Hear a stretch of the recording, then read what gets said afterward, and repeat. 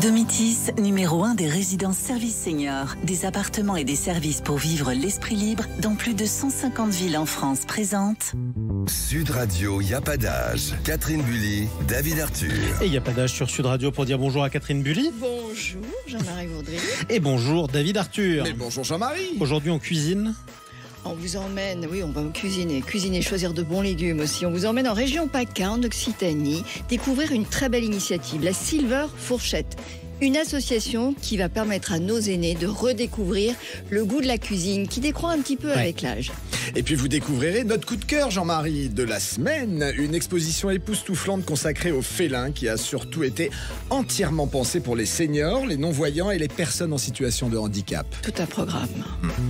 Sud Radio, y a pas d'âge. Bonjour Anaïs Cussel. Bonjour. Vous allez bien ? Très bien, merci, et vous-même ? Très très bien, nous sommes ravis de vous avoir avec nous. Alors Anaïs, vous êtes responsable de Silver Fourchette pour tout le sud de la France, l'Occitanie, la région PACA. Et comme je le disais en préambule, c'est vrai que l'envie de bien se nourrir quand même décroît avec l'âge. Donc on trouve que votre initiative qui est de redonner envie à nos aînés grâce à des ateliers, c'est vraiment une super idée. Alors est-ce que vous pouvez nous expliquer comment se déroulent ces ateliers et puis surtout qu'est-ce qu'on va y apprendre ? Oui, tout à fait. Déjà, merci de me recevoir. C'est une super opportunité. Donc, nos ateliers sont vraiment très variés. Nous prévoyons différents formats différents. Le plus classique, ça va être l'atelier de cuisine, dans lequel les participants vont être guidés par les intervenants pour préparer une ou plusieurs recettes pour ensuite les déguster. Mais on peut aussi prévoir des démonstrations culinaires, des visites de producteurs, des conférences. Donc voilà, les formats sont très diversifiés. Qu'est-ce qu'on y apprend ? Ça va vraiment dépendre des thématiques qu'on souhaite aborder. On va toujours parler de l'équilibre alimentaire chez la personne de 60 ans et plus, puisque c'est vraiment la base de nos actions. Mais on va aussi parler de thématiques un peu plus spécifiques, par exemple parler du rôle des protéines, les protéines végétales, animales, parler des matières grasses, parler d'alimentation locale, de saison, voilà, c'est très diversifié. Bon alors Anaïs, combien de temps durent ces ateliers ? Et puis, qui enseigne surtout ? Est-ce que ce sont de vrais chefs ou est-ce que ce sont des bénévoles ? Oui, tout à fait. Donc, les ateliers vont durer généralement 2 heures, une demi-journée si on prévoit après un temps de repas partagé.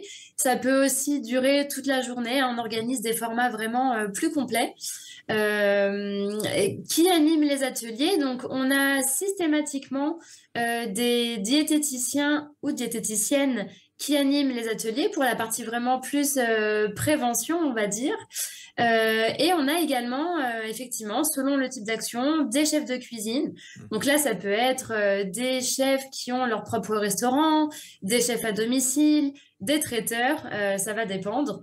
Et puis, parfois, on a également des producteurs, etc. Donc, ce ne sont pas des bénévoles. Il y en a qui agissent de façon bénévole. Mais vous sentez que vraiment, il y a de l'engouement, vous sentez qu'ils sont intéressés, ils sont contents de venir un petit peu découvrir tout ça ? Oui, tout à fait. On prévoit vraiment des formats qui sont plutôt très conviviaux, ludiques aussi. Donc, les participants repartent à la fin avec plein de conseils pour justement apprendre à mieux manger, mais surtout ils ont passé un très bon moment et ça permet aussi de lutter un peu contre l'isolement social. Et alors Anaïs, la question piège, mais très rapidement, quel coût ces ateliers, quel est le coût de ces ateliers pour les gens qui viennent y participer ? Oui, alors pour les participants, l'atelier est complètement gratuit. Tous nos ateliers sont gratuits puisque nous sommes financés en tant qu'association par différents organismes au niveau des départements, mais aussi des régions. C'est formidable ça. Et vous avez la volonté d'aller un petit peu partout en France ? Oui, absolument. Moi, je suis responsable de la région PACA Occitanie-Est, mais on est présent vraiment partout en France. Super. Ce que je conseille aux personnes qui nous écoutent et qui seraient intéressées, c'est vraiment d'aller sur notre site web pour regarder ce qu'on fait dans leur département. Donc, sur le site www.silverfourchette.org. Merci infiniment. C'était vraiment super pour toutes ces informations, Anaïs. Merci. Merci. Merci à vous. Alors, et notre coup de cœur maintenant, Catherine, on va en parler. Alors, aujourd'hui, c'est une exposition incroyable sur les félins qui, grâce à son parcours tactile et sonore, est entièrement accessible aux seniors, aux non-voyants et aux personnes en situation de handicap. Formidable, ça. Formidable. Alors, l'exposition félin qui vient de démarrer au Muséum d'Histoire naturelle de Paris, vous en avez parlé? Oui, déjà. Eh ben, alors, on va rappeler à nos auditeurs, elle va vous permettre de découvrir les 38 espèces qui forment aujourd'hui la famille des félins. Alors, ça va du lion au tigre, en passant par l'étonnant chat à tête plate. Je ne sais pas si vous en avez parlé, avec ses gros yeux rapprochés. Il est très drôle. Il est très drôle, mais aussi le lynx boréal, qui est la rare espèce de félin encore présente dans le nord et l'est de la France, dans le Doubs. Vous connaissez le Doubs, Jean-Marie? Exactement. Alors, vous découvrirez des scènes de taxidermie époustouflantes, des œuvres d'art provenant du Louvre et d'autres grands musées, des films et des animations, donc vraiment, courez-y.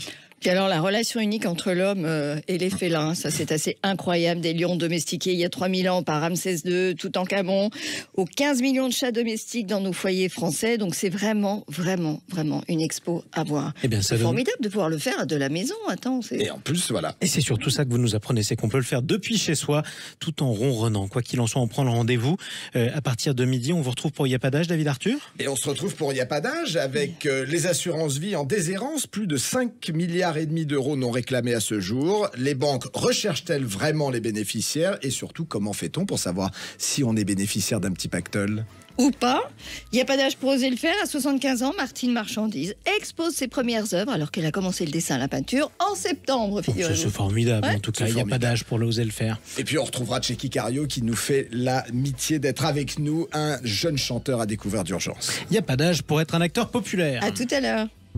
Sud Radio, il n'y a pas d'âge. Avec Domitis, numéro 1 des résidences services seniors, des appartements et des services pour vivre l'esprit libre dans plus de 150 villes en France.